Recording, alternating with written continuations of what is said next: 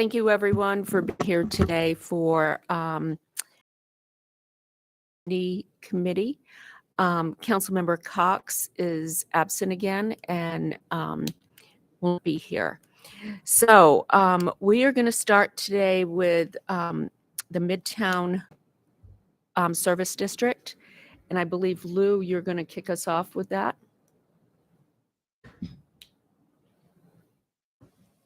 Yes, good morning, Mayor, committee members, Lou Bonapane, Interim Budget Management Services Director.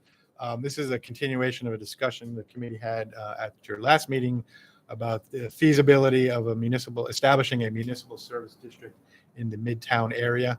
The last time the committee met and discussed this item, they asked us to cost out and give some estimates on the projects that were identified as part of the Midtown St. Albans plan. So that's what we have here for you today. Again, the concept here is if we were to finance those projects by issuing debt, what would the corresponding tax rate need to be to service that amount of debt? And that's what we're going to get into here momentarily. In addition to that, there would be, in order to take on this number of projects, there would be operating costs, and we just want to forecast that for the committee. So again, as a reminder, the Midtown Municipal Service District, as proposed, there's two areas, Area 1 and Area 2. Area 1 is from the North Hill Shopping Center down along St. Albans to Wake Forest Road, and then also incorporates the shopping district south of I-440 down to Crabtree Creek. That is the proposed Area 1 of a Midtown Municipal Service District.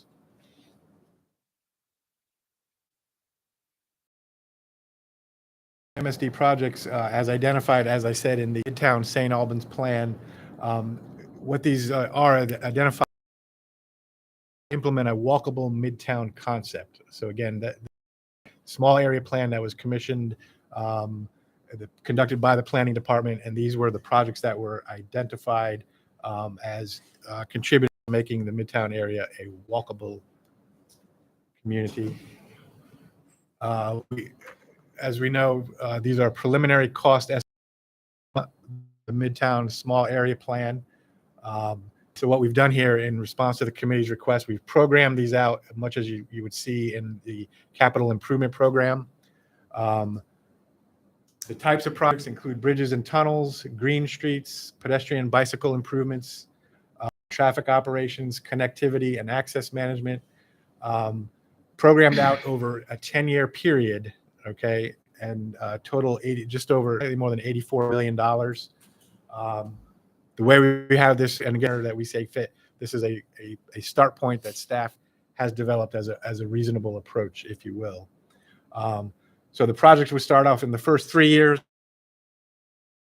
$1 million. The second year, $6 million on top of that, and then $2.3 million, totaling $84 million to be financed over the typical 20-year debt service term. So these are represent the Area 1 high priority projects, again, referencing back to the Midtown St. Albans plan. The bridges include a multimodal bridge over I-440 and a Six Forks pedestrian bridge.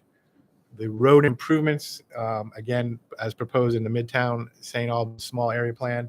Waketown extension at $14.3 million. The Navajo Drive realignment at $12.9 million.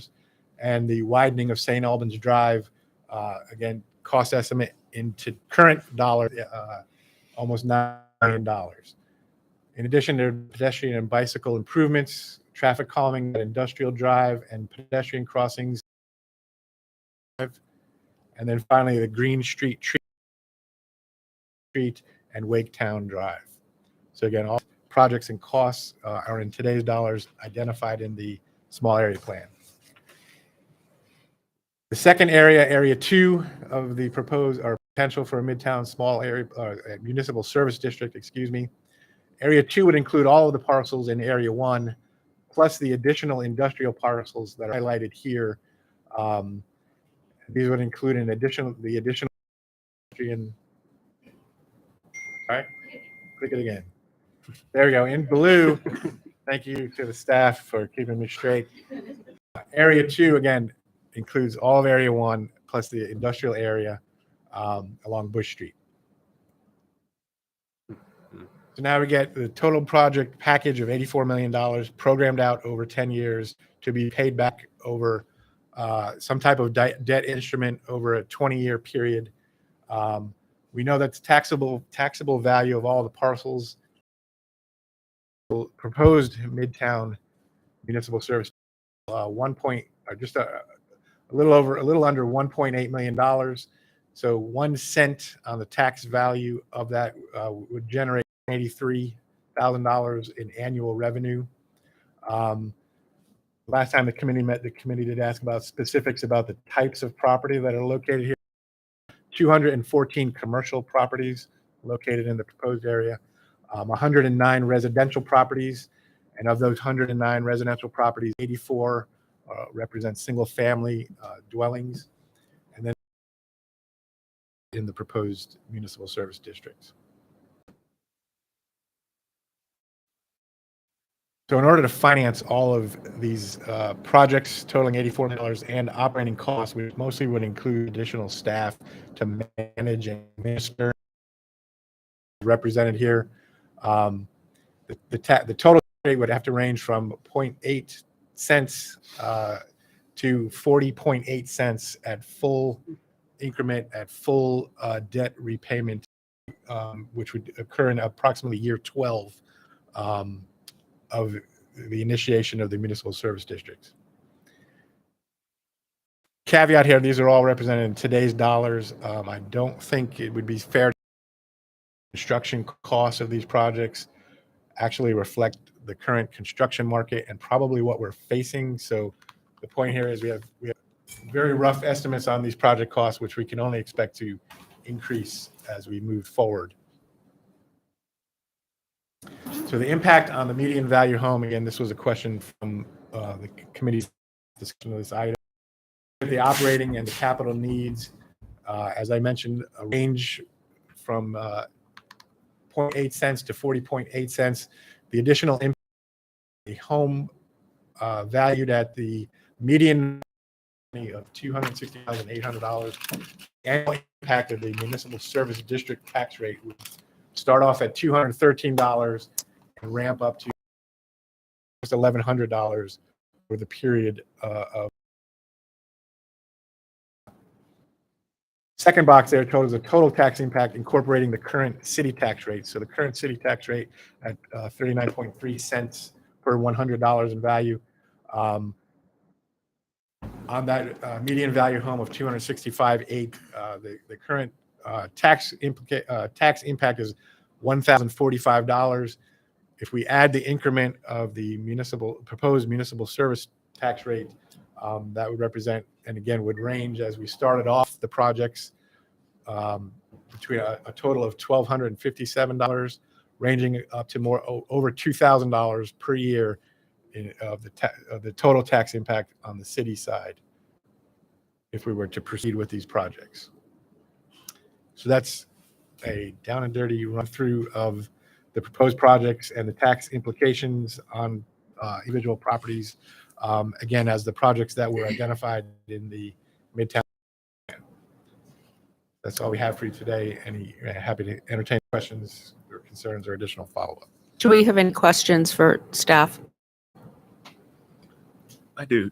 Do you know approximately where the 84 single-family homes are located? And I ask because when we started this, the goal was to avoid including single-family homes if we could, and it may just be that we can't draw a contiguous district and exclude them, but I'm having trouble picturing where they are.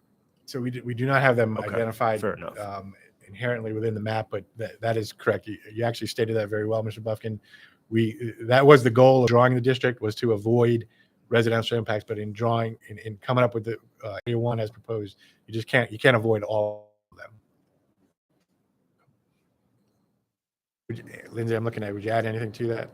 I have a list of the residential addresses in there.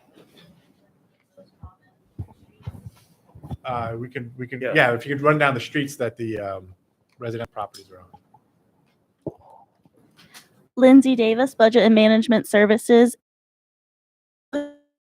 Residential parcels. Most of them are single-family townhomes, and a majority of those addresses are on Waketown Drive and Bankston Woods Way. Waketown Drive and where? Bankston Woods Way.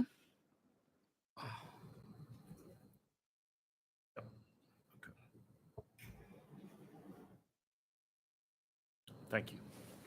Okay. I have a question. We were in a council meeting this week. I think there was a presentation from transportation about a proposed transit project in the same corridor that would have been about $80 million. Does that sound familiar? So we're talking about the Six Forks Yeah. corridor project? Mhm. Yeah. Okay. But none of this, the 80 million that you're talking about, is in that. Does not it's reflect that. So they're two separate. Two That's different 80 things. That's correct. Yes. Hmm. And I do think, just to follow up on that, one of the other questions that was asked at the last committee discussion, I think by Mr. Gaylord, was what would be the cost of doing nothing, i.e. if we didn't implement a municipal service district tax rate to finance this package of projects. What we would have to do there is, incorporate these specific projects and prioritize them against all the other projects, citywide. And that, we can't really at this time say, one of the specific project here, we would begin that in 2021 or 2025. There has to be incorporated into the annual budgeting and capital improvement program process. Hey, I'm also getting some messages from people that the video and sound are not working. Guess people who are trying to view the meeting. I think we're having streaming. Is that because of the planning commission?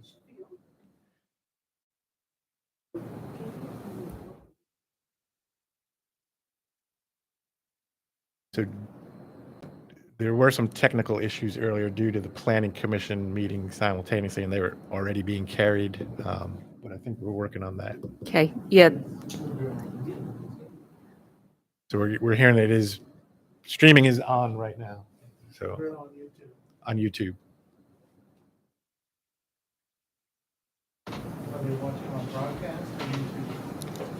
I'm asking. We don't know. So streaming is on YouTube. Okay. Okay. Tara, I know you're here to talk about the MSD. Is there anyone else here to discuss that? Tara? Anyone else joining us? Anyone else here? Okay. If you'll have a seat at the table, please.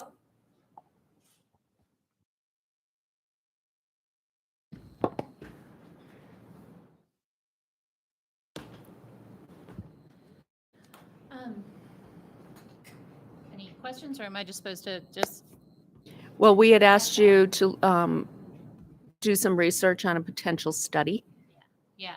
So I reached out to the consultants that are finishing up the Blue Ridge Corridor MSD study, and explained that we would be interested in something similar, although our geographic areas and our mix of land uses is very different. And we received a quote back from them, and I have that information to share. It's pretty substantial, the small group meetings, the stakeholder meetings, community workshops. And I believe the amount of time was about 6 to 9 months. And the total for that was $20,000. Okay. I believe, Evan, I spoke with you about any potential sources of city funding.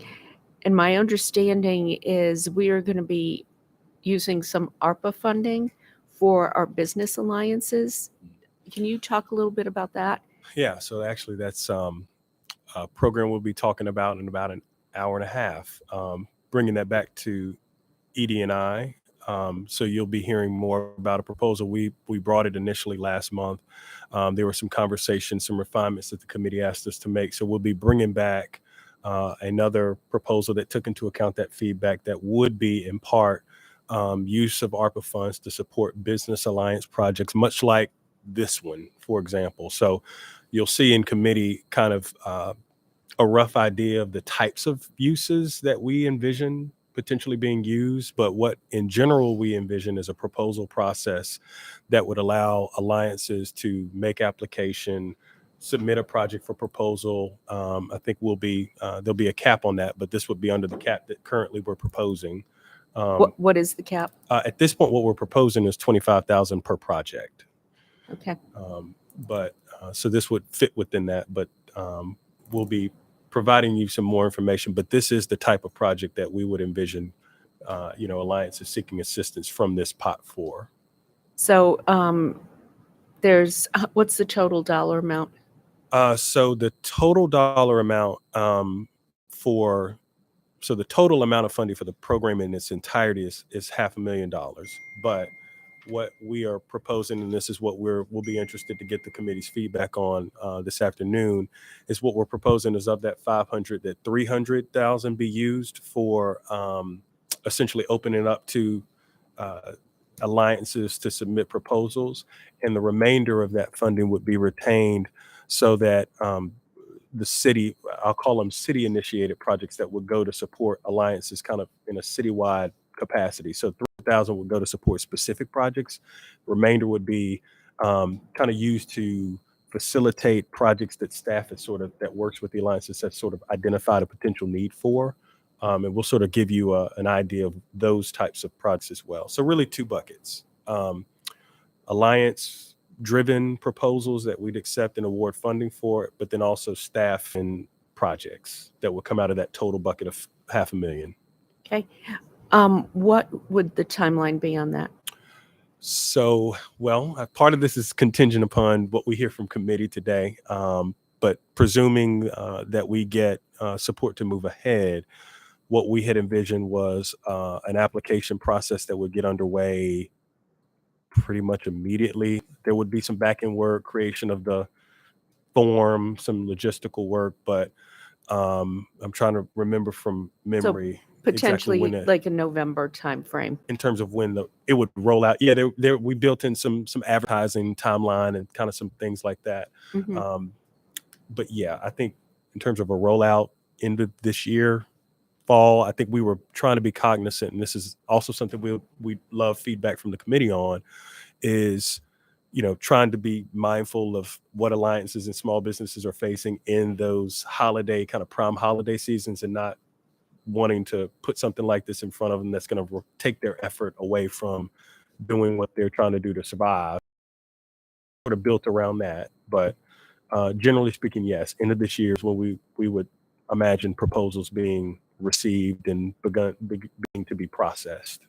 So if the MRA wanted to pursue this, that is an avenue for Yes, absolutely, it is. Yeah, thank you. This enhanced MSD report, the numbers that Lou gave us, first time we're seeing this, and it's certainly a lot deeper dive than we had before with regard to that data. And there's some big numbers there, certainly some big numbers. I couldn't say for sure.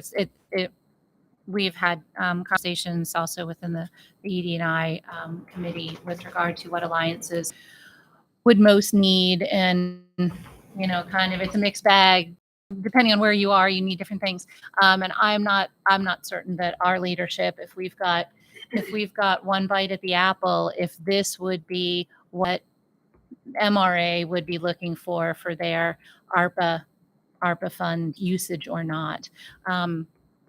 But I'm anxious to take this new data back to our leadership and some stakeholders, obviously some very large property owners and property managers in the area, to look at it and chew on it and kind of see what the next direction is. Do you need somebody from the city to go present Would this? love that, Lou, or something. Yeah, that'd be great. Be happy to. Okay. Yeah. If the 2 of you could connect then after the meeting and get a presentation.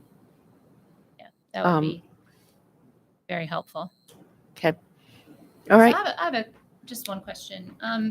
When we do these small area plans, and this one was a wonderful community collaboration with some great outside the box ideas and concepts, and certainly no one would disagree that we need additional kind of release valves for traffic in Midtown, and those bridges are really going to be key. But in a typical small area plan, what is the formula for getting these projects funded down the road? I mean, we're just trying to get it done sooner rather than waiting, the 20 years or 15 years or whatever it takes to kind of get it in the queue for this bond and get it in the queue for this bond and some. So I don't know if there's anyone here that might be able to talk to, if not this, right? If not an MSD to start looking at this and putting funding behind it, then what's kind of behind door number 2, right? What's the other option for getting these things funded? I think Do it's we want to tackle that, Lou, or Uh, I can support if you want. Mayor, committee meetings, as you know, we have a number of small area plans that have been done over the last several years, even longer.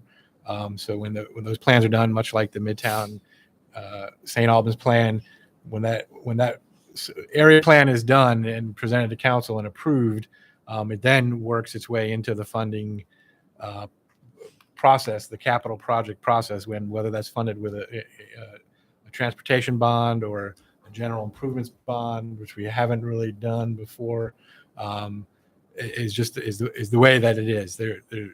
This is a means of accelerating that, but I'm not sure that this is the means that either the property owners would want to entertain or the city who would be issuing this debt.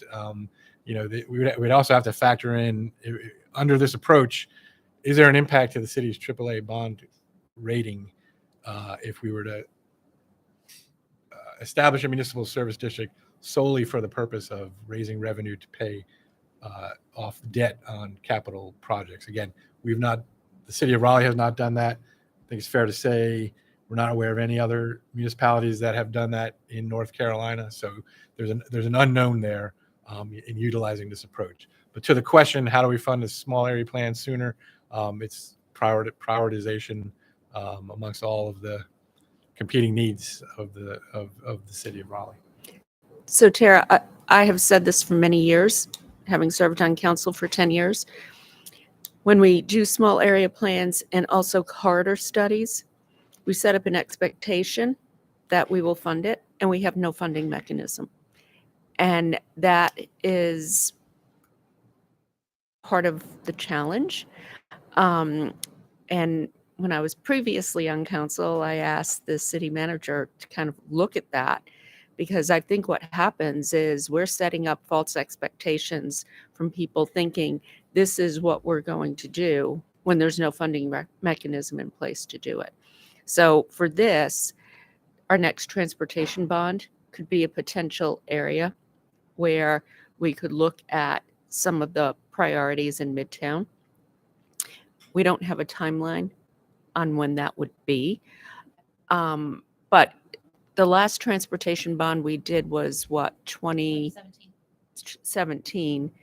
Is there still funding?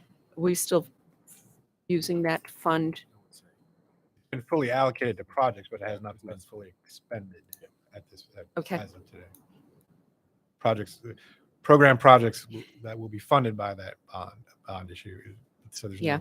The biggest price tag item in that one, I think, was the Six Forks corridor improvements too. Mhm.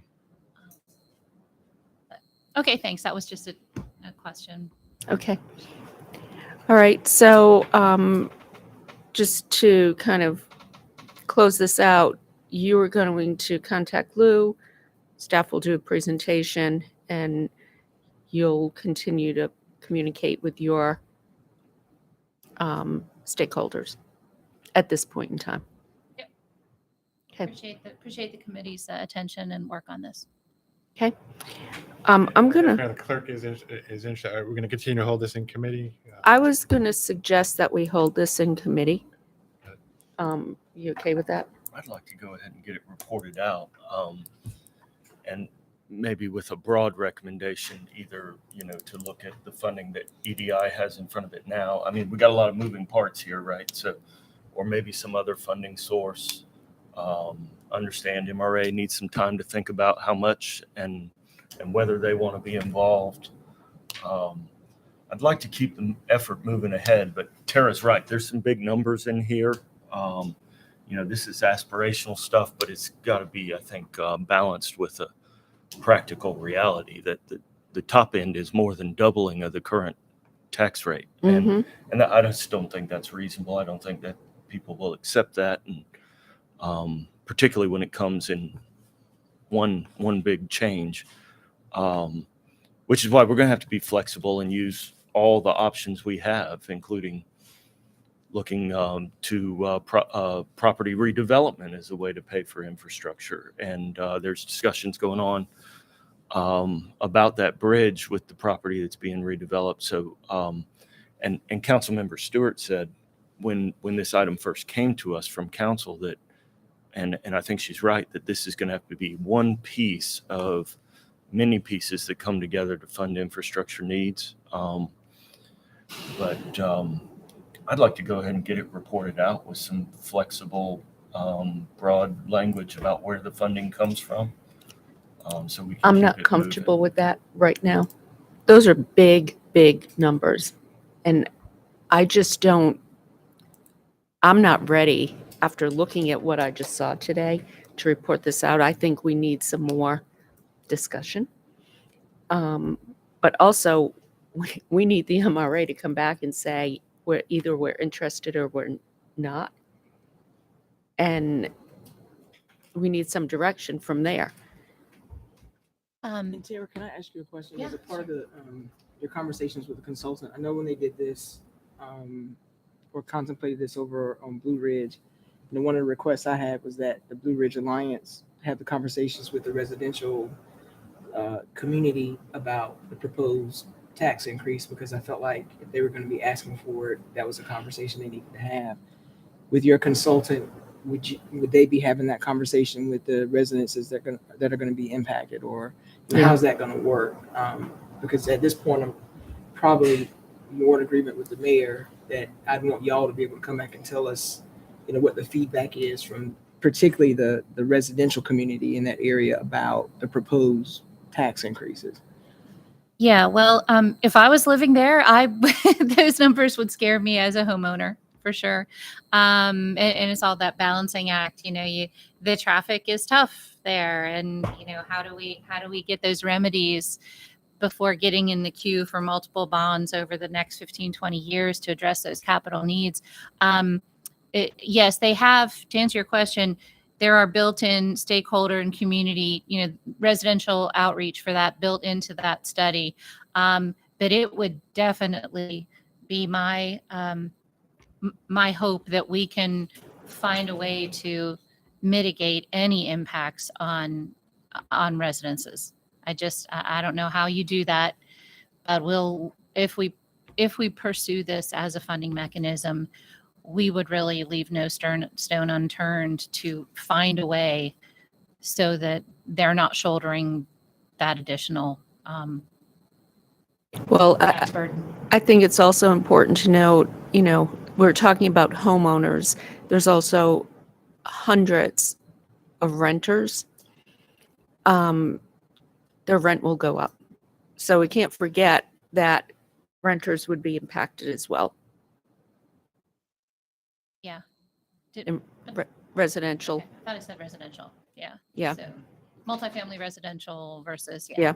Well, and the other thing is I'm listening to the numbers and the concerns here. Lou's presentation had a number of the items from the Walkable Midtown plan in there.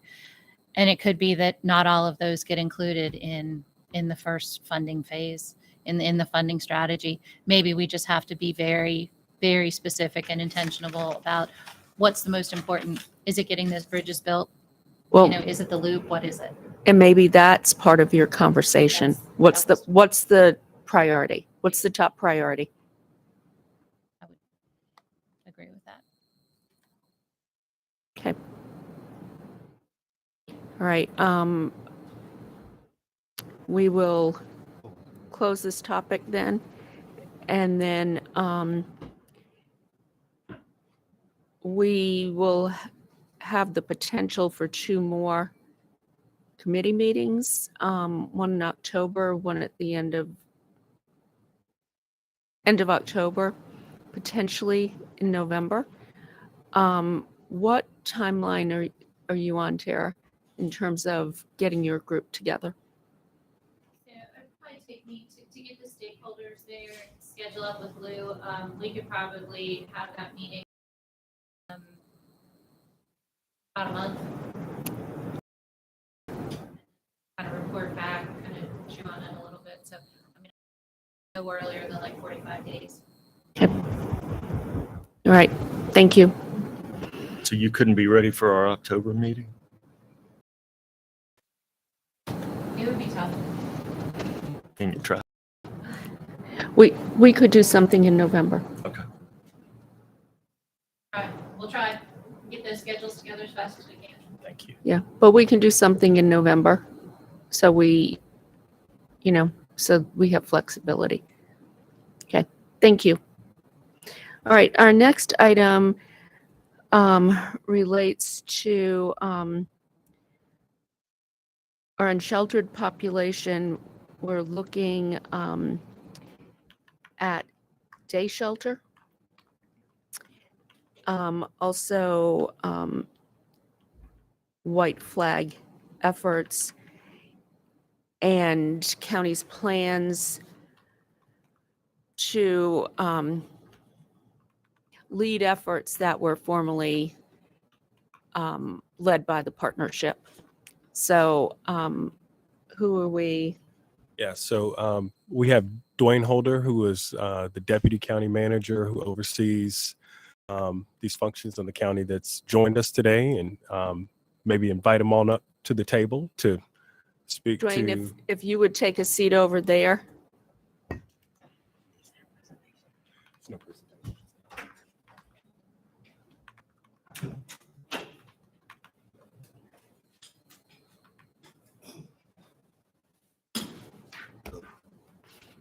Hi. Hi, how are you? Good, how are you? Pretty good, pretty good. Got a lot on our plates here. We do, indeed.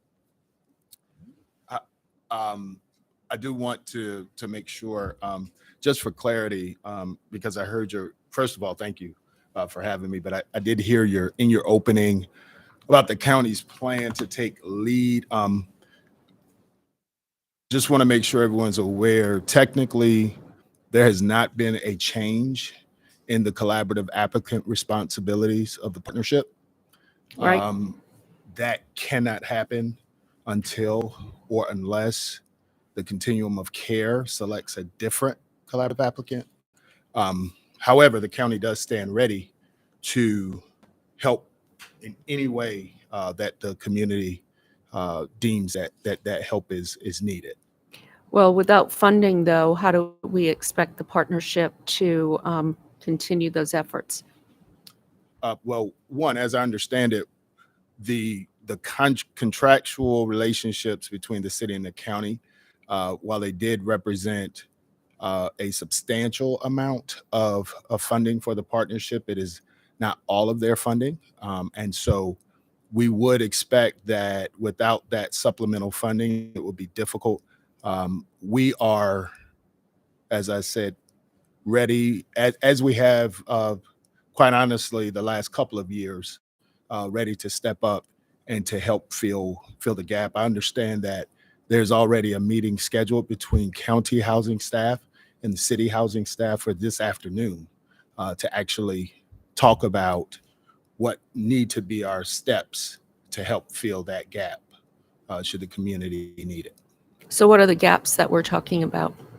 Well, as I understand it, and I think was recently reported in the news, there's not been a facility located. And previously, particularly last year. You mean for white flag? I'm talking about for white flag, yes, ma'am. I understand last year we were heavily dependent on some of our, particularly one particular community church that really stepped up Yep. and helped to meet that need. And we we would definitely be open to that again, should that be an opportunity for operational funding to assist that entity or any other entity. We would stand ready. I guess that support church, though, has moved and is no longer in a position Yeah. to provide that assistance. So we have a couple of issues here. Let's stay with this, but I do want to get to the day shelter. Okay. We have a potential hurricane heading our way. Yes, ma'am. How are we going to get people into safe shelter? With potential, like, what is the plan? Well, I don't have the full plan for that. Our emergency management staff is closely monitoring the storm. And depending on the track, that will heavily impact whether there's a need to respond or not. We do expect within the next day for a more definitive forecasting track. But as far as the particular plan for that, I did not come prepared to respond to that. However, I will tell you that we are prepping for any shelters that would be needed. They're going through their regular routines of testing equipment at any of the designated locations. And again, if that's needed, that'll be well communicated with all of our partners, but definitely with the city of Raleigh. What's the status of the shelters now? Because I know during the peak of COVID, you were limited to the number of people you could house. Are those rules still in effect, or how many people can the county house at this point in time? I am not aware of what the total capacity is, but I can definitely provide that for you.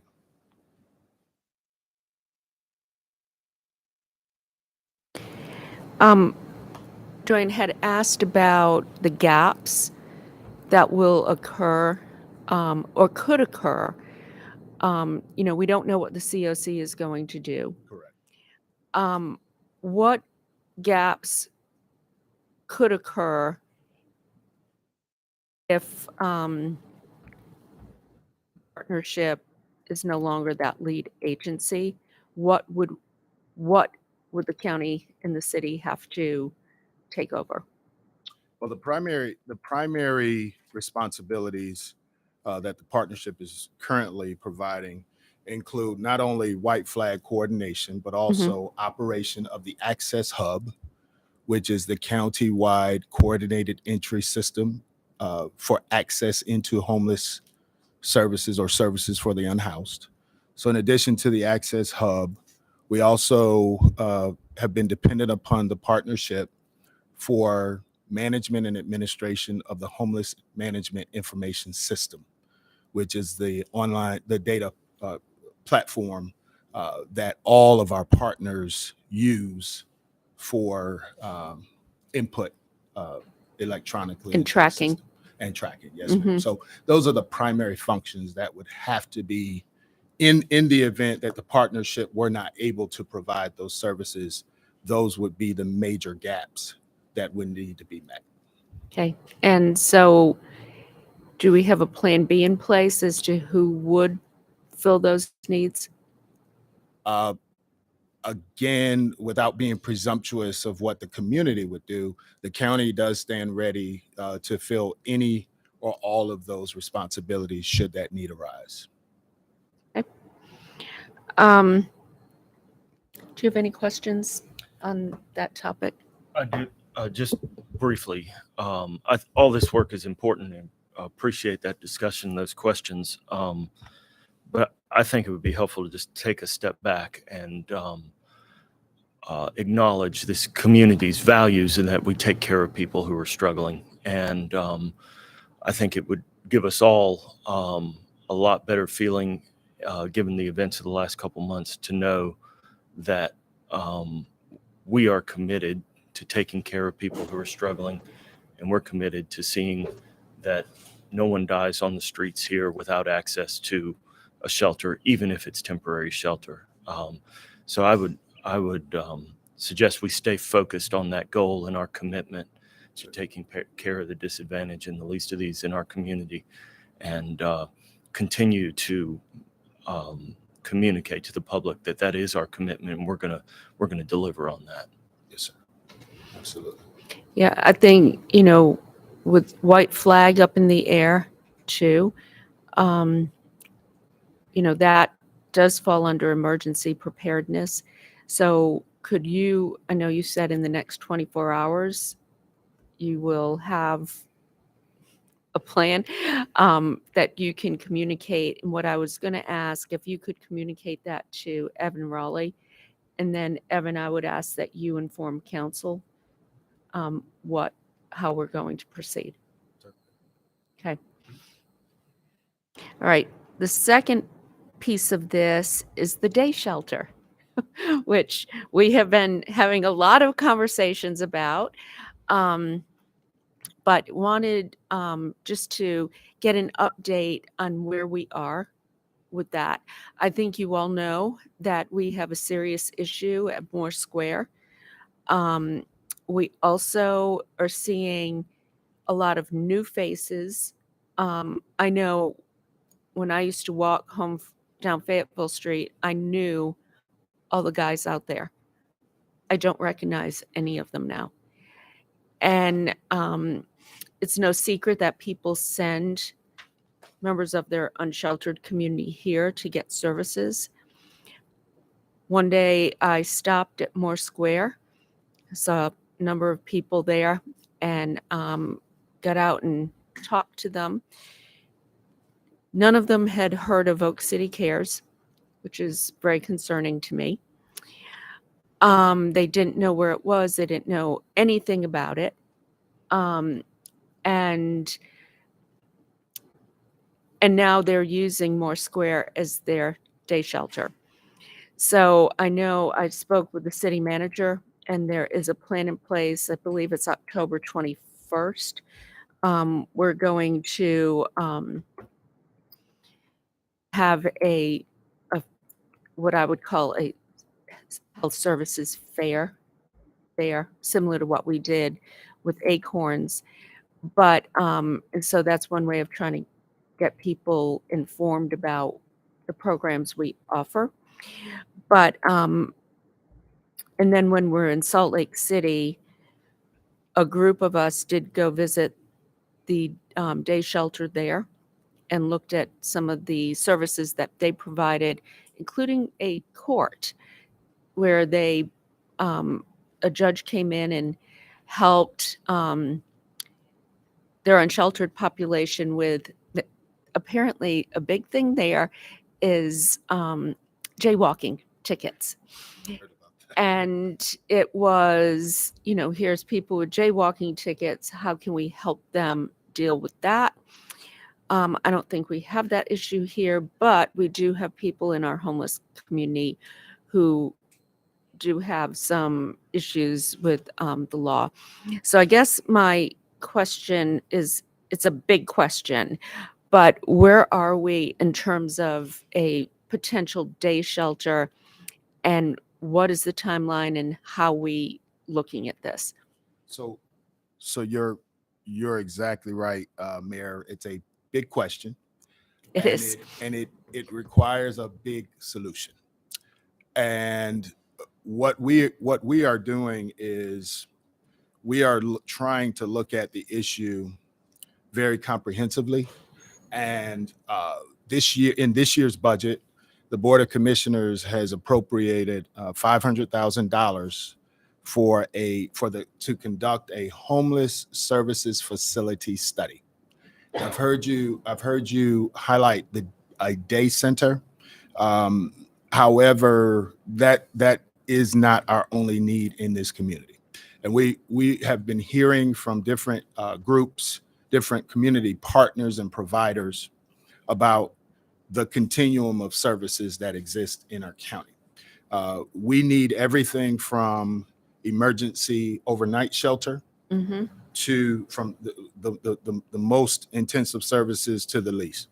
And obviously day shelter is part of that continuum.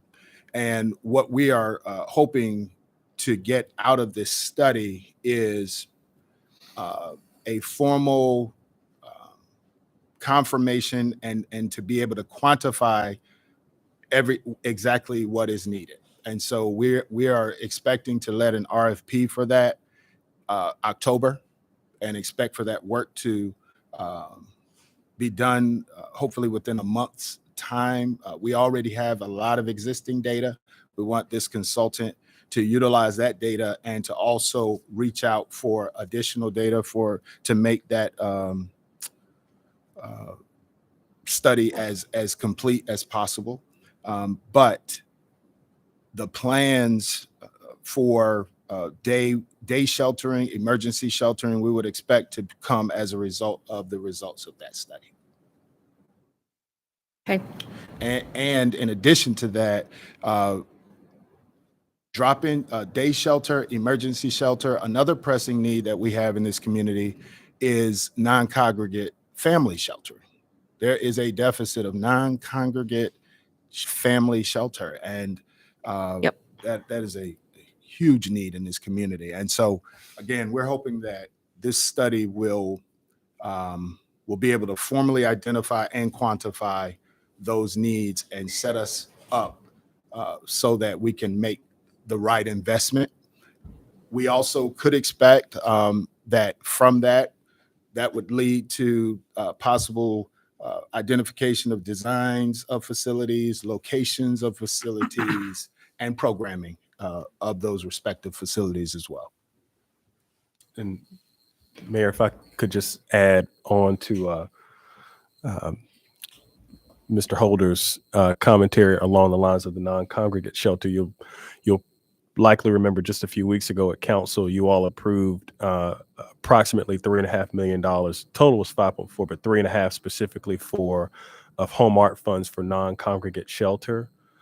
Speaking to that need, and you'll be pleased to know that our staff, the county staff, county also has resources in that regard. And so we have already agreed to try to partner to pool those funds so that we can,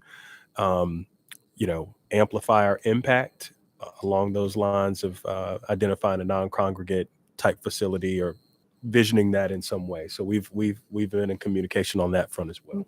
So I remember one meeting we had, it was virtual, so this was in the throes of COVID.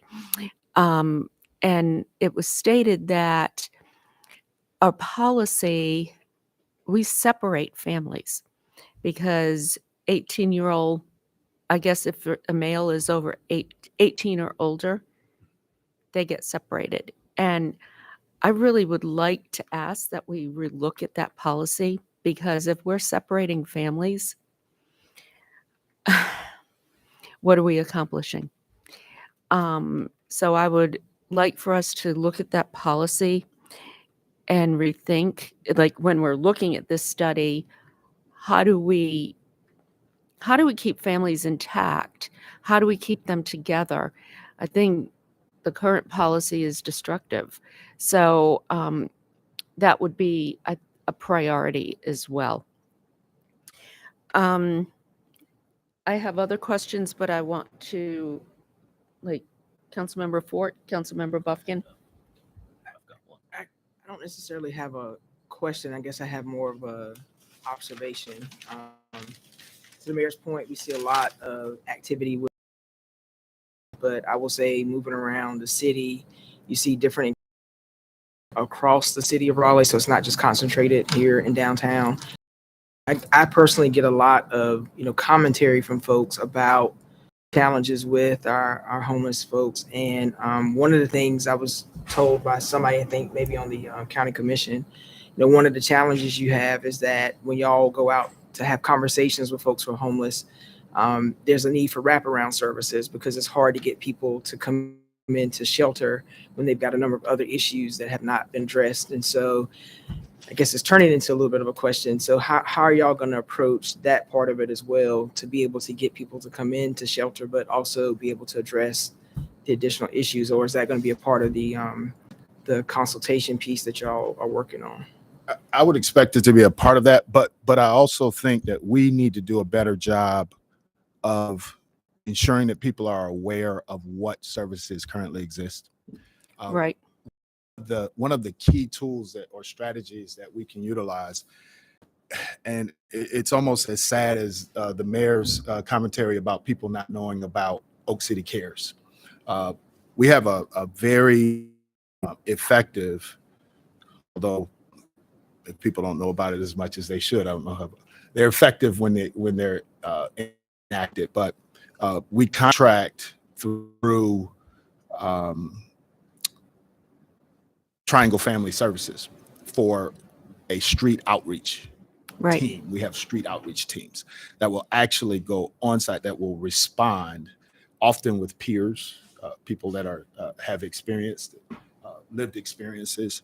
And I think that's one of the strategies that we have to reinforce with people, because their sole focus is to meet people where they are and to not necessarily encourage, not to force or to coerce to come to the service, but to try to bring the services to them, and then to try to let them know the advantage, what's available from a sheltering standpoint. And so street outreach is one of those services that we have highlighted internally to say we've got to do a better job of getting the message out. Yes, ma'am. Thank you.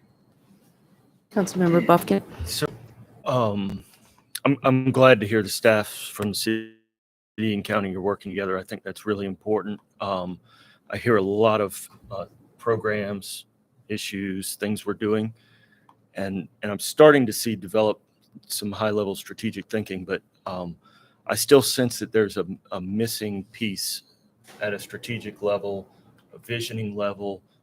I don't know that we have a written plan. Some coordinating work goes on, but a lot of the effort is focused around doing discrete things. I still think there's a need for some strategic thinking, but do you all have any insights into that strategic long-term planning, not tactics and discrete programs, but where is that visioning and strategic planning work happening?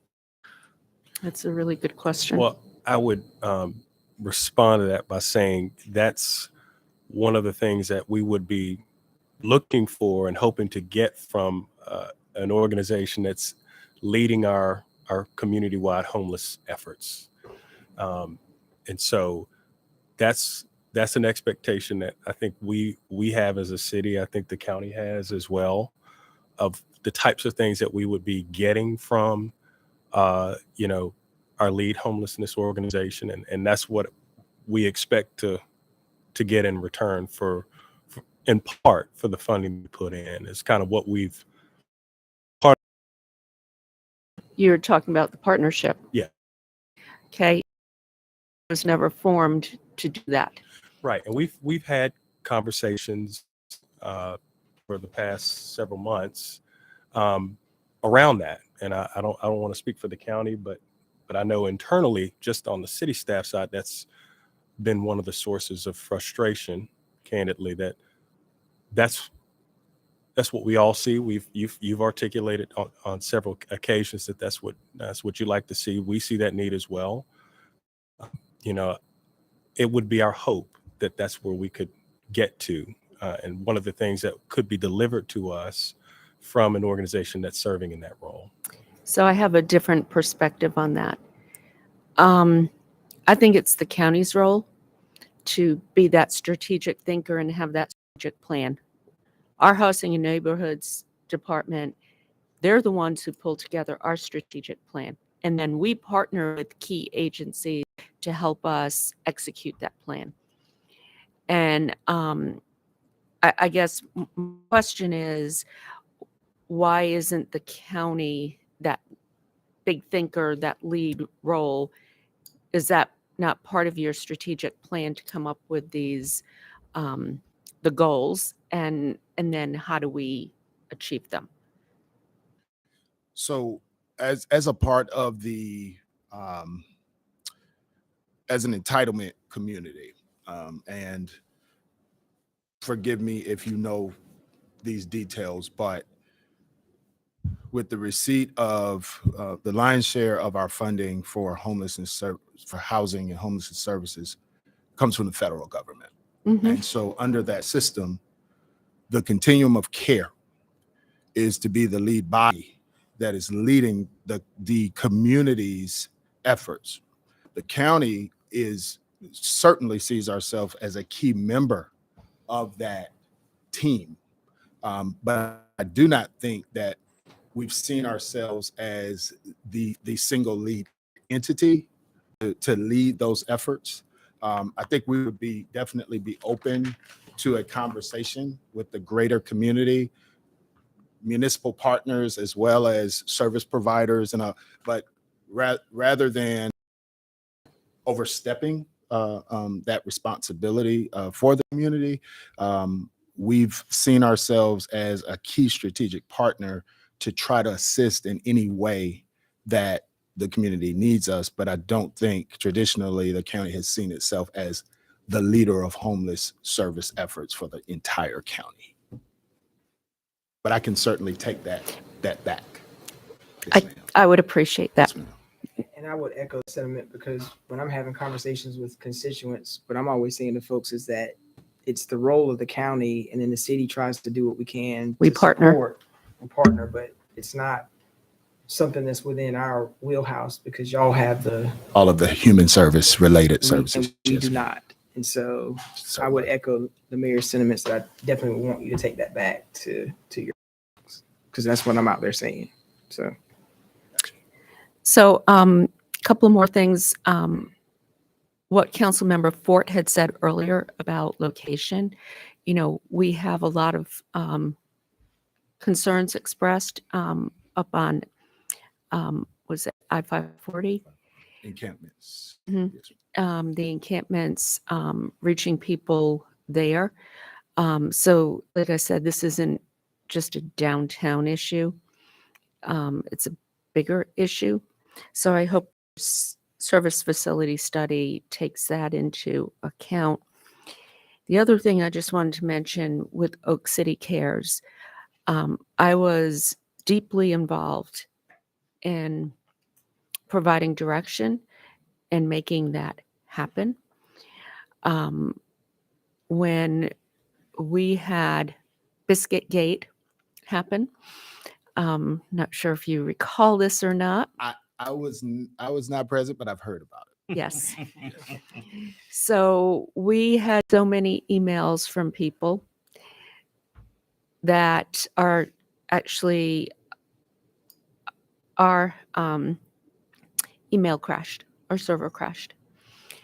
For all who don't recall or who were not here at that time, police officer threatened to arrest somebody for feeding members of our homeless community in Moore Square. Person they threatened was with Love Wins.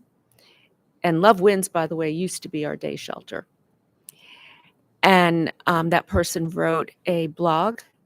It went viral across the world. And I'll just say it wasn't a good weekend.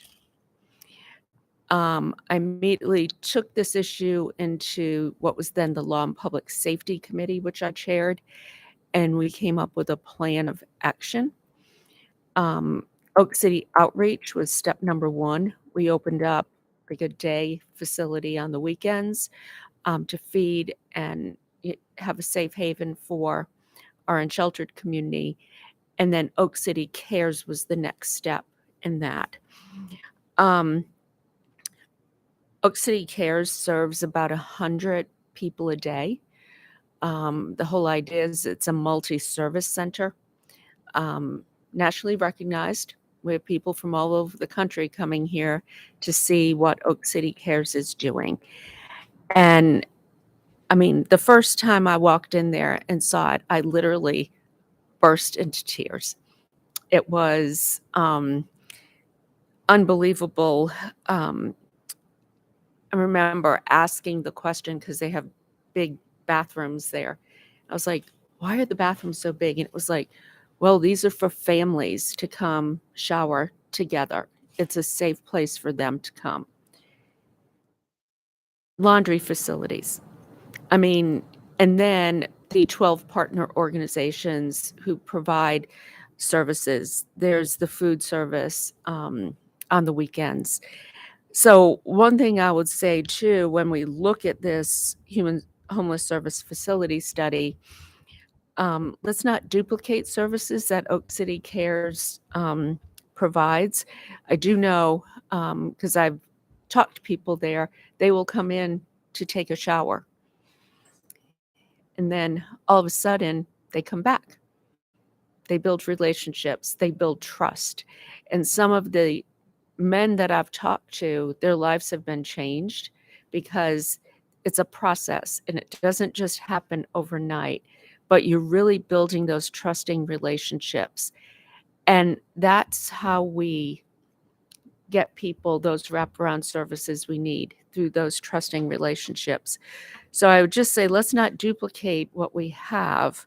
Let's enhance services. The other thing I mentioned to our city manager, when I talked to the people at Moore Square, they did not know where Oak City Cares was. They'd never heard of it. Said, why don't we have a van service or some type of service where we can bring people there if they need a shower, if they need to do laundry, if they understand what's available.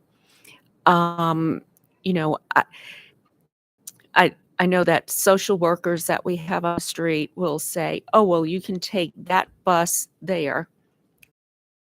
But when you're experiencing homelessness, you're hungry, or you're suffering from mental health, whatnot, that's even too much to wrap your head around. So we need a better method for directing people to this facility. So when you start looking at your homeless services facility study, maybe how we connect people to those services is important, whether it's a shuttle or a van service, whatnot. I mean, I think that we could get somebody to donate a van to us for such an important cause. And so I just wanted to bring that up too.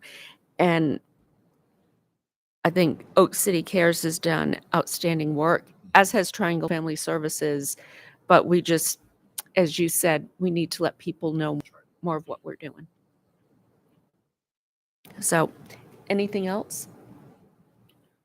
The only other thing I would add is that for any of these facilities that we're looking at, one of the things that's going to be very key is that these be what known as low barrier and not necessarily tied to service requirements. Right. And so you know what I mean. And so not duplicating what Oak City Cares does, for Exactly right. instance. That's exactly. We just need safe places for people to go. Right.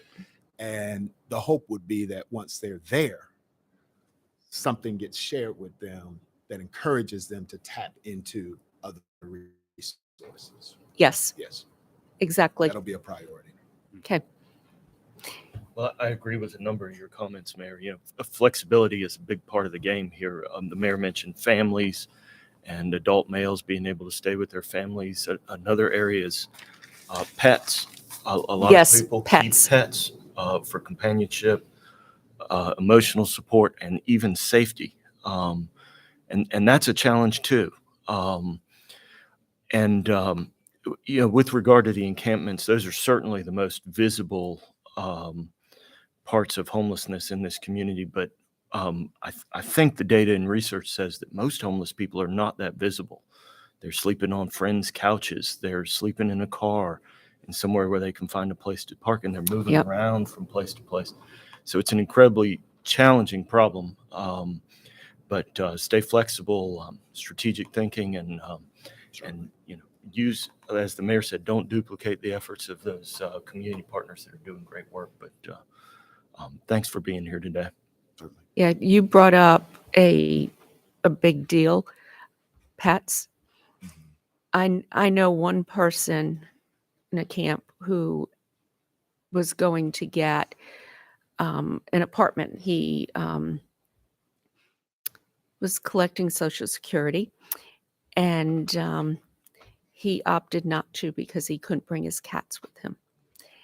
And when we were on an intercity visit in San Diego, they had told us that that was a really big issue for them, and they were building a shelter facility where people could bring their pets. And I know too, when Acorns did the service fair, they had a groomer there. And people were there with their dogs, getting their dogs groomed, whatnot. Made me teary as well. But, you know, it's a big deal. And, you know, if that's the barrier, how do we remove that barrier? And then, you know, I think for years I've been trying to get us to think about a tiny home community, because there's some people who just can't be in a shelter. They have PTSD. It's the gentleman I was talking about earlier. He was in Vietnam. He has PTSD. He cannot be in a group setting like that. And so having small individual homes for people, places they can stay, might be also a good idea. Then they can also bring their cats and have shelter.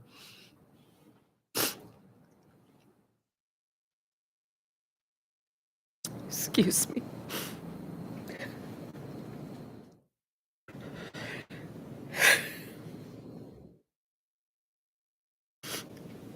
This is heartbreaking.